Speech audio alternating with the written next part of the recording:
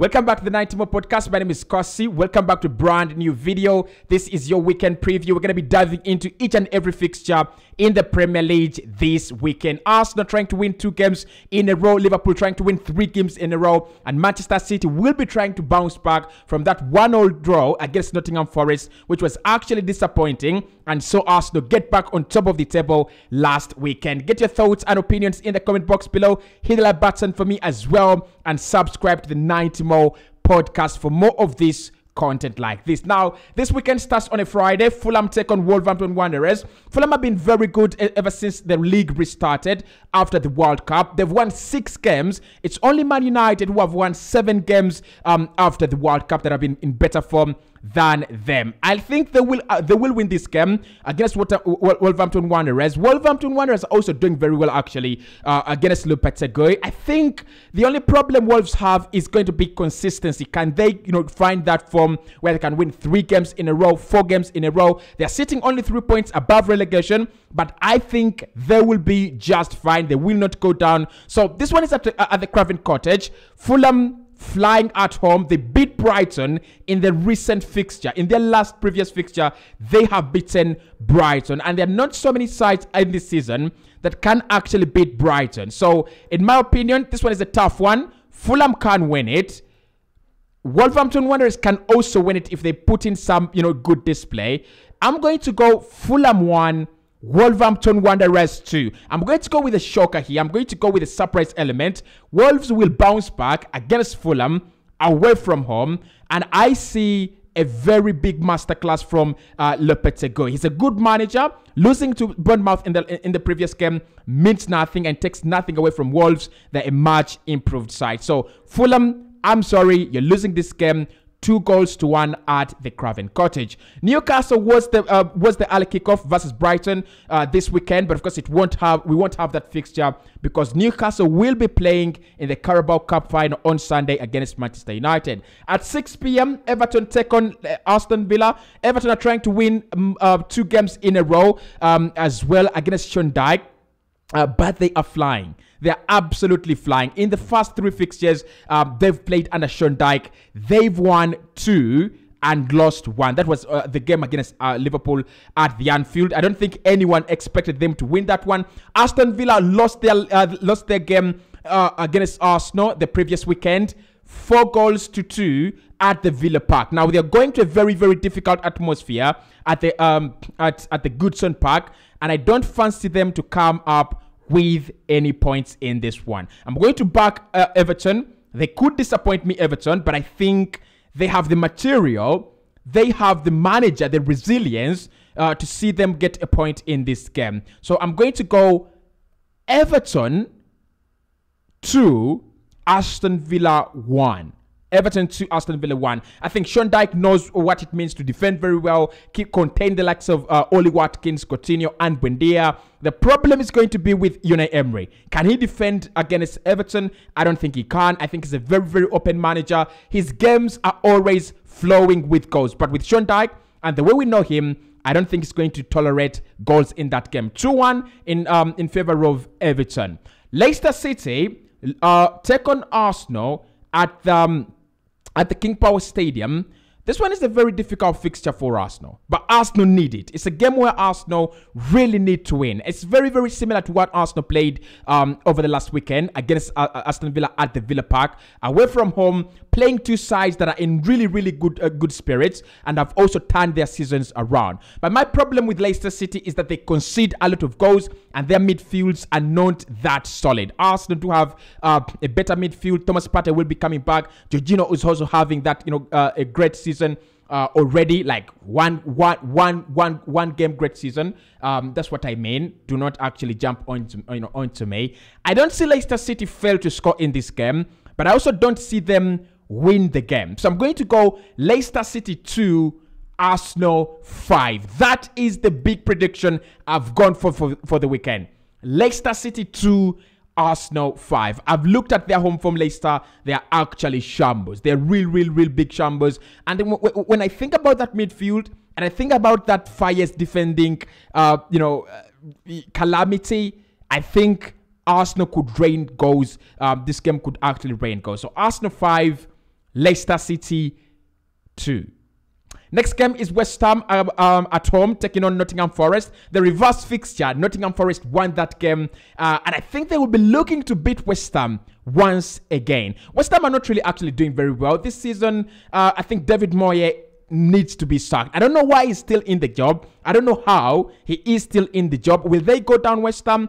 There are high chances they could. There are very, very big chances that they actually could go down. But when you look at the table, right here, Nottingham Forest at 13th. They're almost 5 points above West Ham, and they're 5 points away from relegation. West Ham United have not won a game of football in their last 3, winning 1 in their last 5, drawing 2, and losing 2 as well. So West Ham need a reason to believe. West Ham need to bounce back. West Ham have every reason to win this game. And for me, if they don't win this game, David Moyes should be sacked. There is no other game that's going to give them that kind of confidence. There is no other game that's going to give them that kind of belief than Nottingham Forest at home. So I'm going to be backing West Ham in this game. I think Nottingham Forest are really decent, and I want to give them at least a point in this game.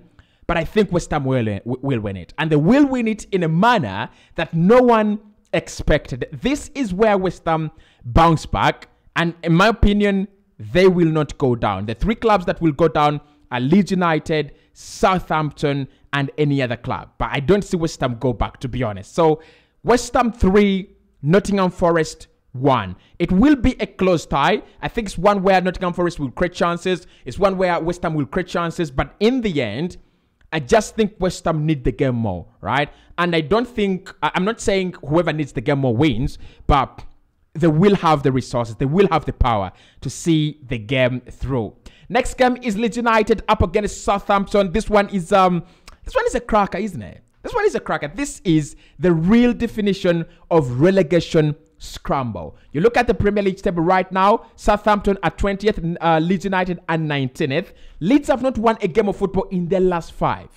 They've not won a game of football in their last 5, drawing 3, actually losing 3 and drawing 2. Southampton have won 2 of their last 5 and lost 3. But that actually doesn't mean they can be off the bottom of the table. I think Southampton will come into this game with a lot of inspiration after beating Chelsea, a 0-0 at the Stamford Bridge. They will be thinking, if we beat Chelsea, we can beat Leeds United, we can beat West Ham, we can beat Bournemouth, we can beat Everton, Wolves, and all those clubs in the relegation scramble. We can't be better than them. I really feel like they will go back Southampton. I really feel sorry for them, but I have that feeling of a club that's gonna go back. So Southampton will go back, Leeds United will go down as well. But this one is a game that I think Southampton should be all right. They will just be all right. Okay. I think Leeds, they've appointed a new manager, haven't they? And Southampton also have a new manager. So the new manager bounce is going to be colliding here.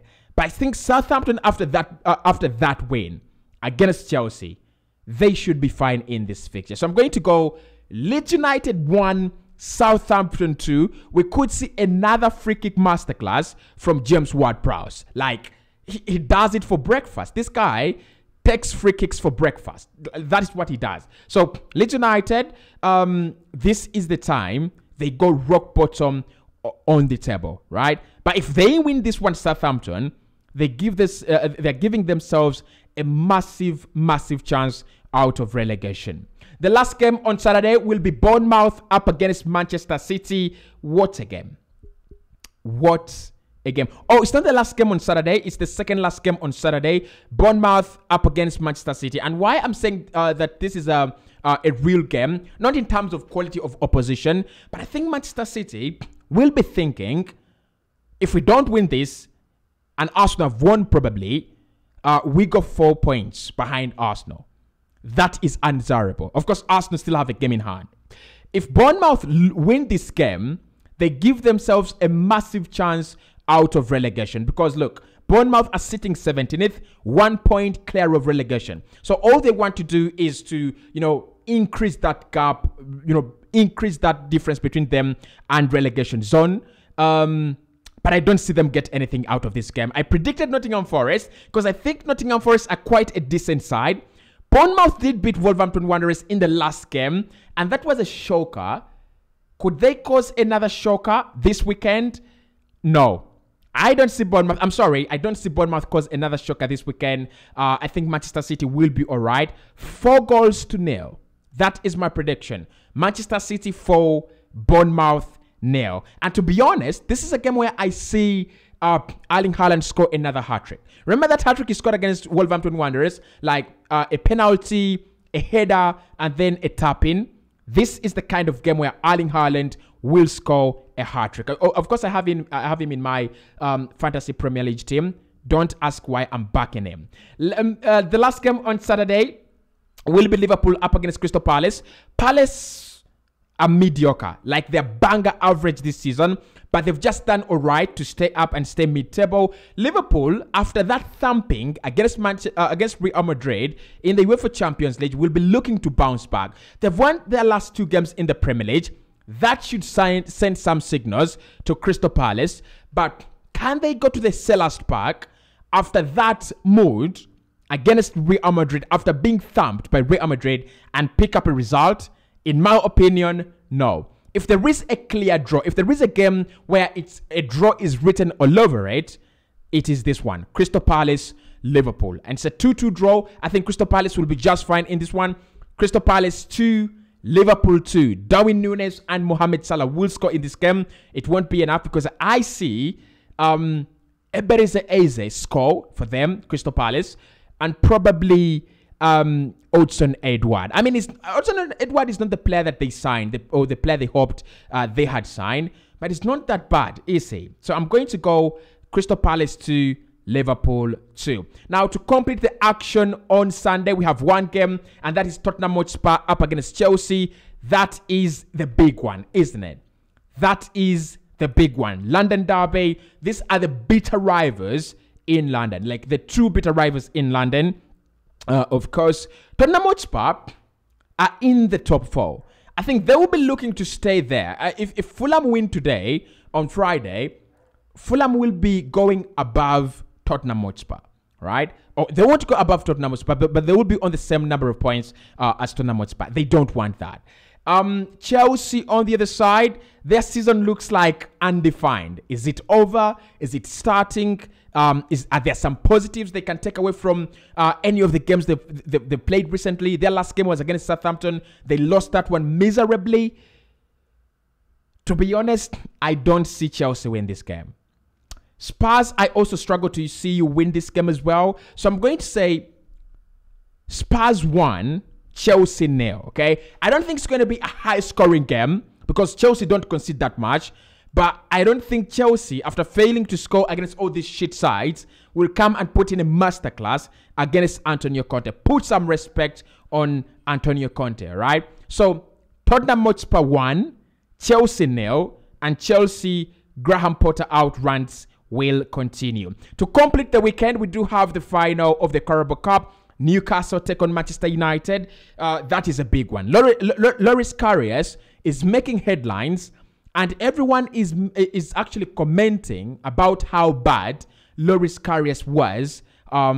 Is it 3 years ago, 4 years ago, when he played for Liverpool in the final against Madrid?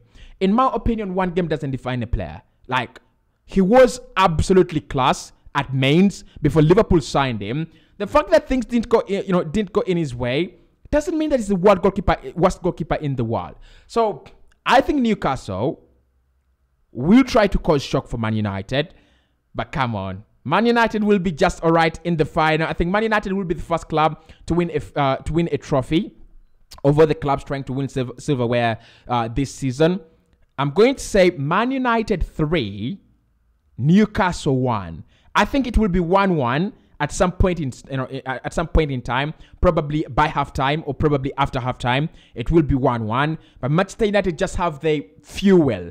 They have the gas to run away. They just have that gas to power them into absolute action. And that's why I think Newcastle, although they've been very, very decent this season, I don't see them win their first trophy ever since their take over. That is my weekend preview and reactions and predictions as well. If you disagree with me, let me know in the comment box. If you agree with me as well, hit the like button. I'll see you right in the next one.